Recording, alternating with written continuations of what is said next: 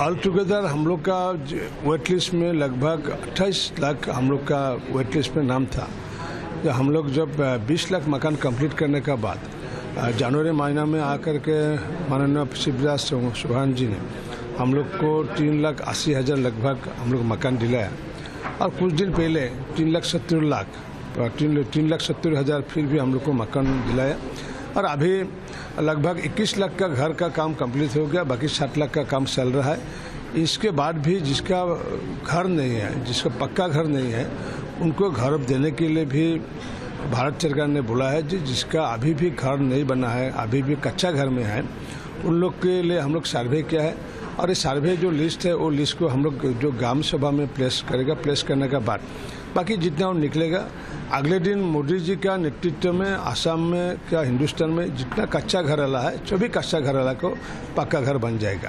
तो कोई टारगेट रखा गया है कि कितने साल तक? नहीं, अभी टारगेट नहीं रखा क्योंकि हम लोग का जो सर्वे आया है सर्वे वो देखने पड़ेगा क्योंकि ऐसा भी हुआ है जो नज़दीक वाला जो अपना घर है, एक तो पक्का घर है, नज़दीक वाला जो कच्चा घर वाला है उन लोग दिखाया है, ये तो हो नहीं पाएगा। इसीलिए ग्राम सभा में प्लेस करेगा। हर ग्राम सभा वो अगर अनुमोदित करेगा, जितना अनुमोदित करेगा वही हिसाब से उन लोग को घर मिलेगा। लेकिन along with the union government, state government also taken up the lots of initiative for the women empowerment, and your department also taken up the lots of through this the state rural livelihood mission.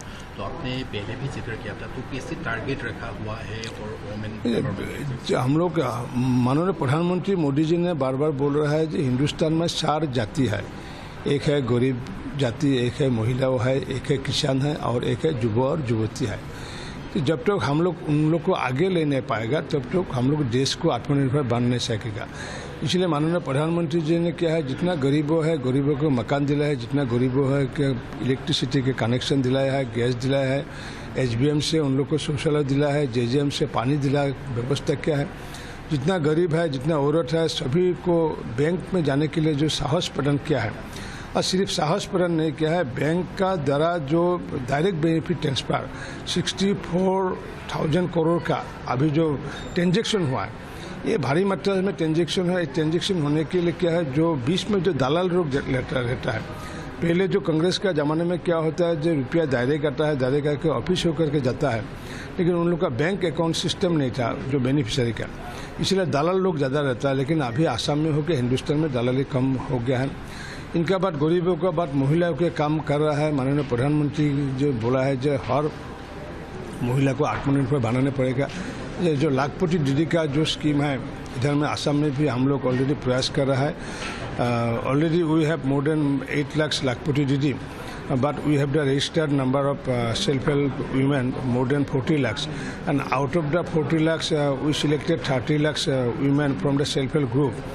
And the government of Assam, particularly our Honorable Chief Minister of Assam, Dr. Himanta Biswa Sarma ji ne assured each and every women of the self-help group who is already eligible, they will got at first 10,000 from our government side, next time 25,000 from the government side, and 50% from the bank side, and after that 50,000 they will got from the bank and the government side.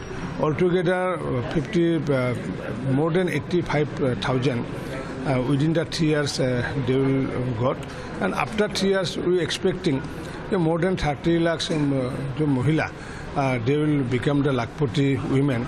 And if we 100% success in this regard, then 30 lakhs women, if I multiply with the 1 lakh, that means 30,000 crore economy benefit होगा और हम लोग का आसाम का महिला के ये सबसे बड़ा खबर होगा और उस टाइम हम लोग का आसाम का GDP भी आगे जाएगा।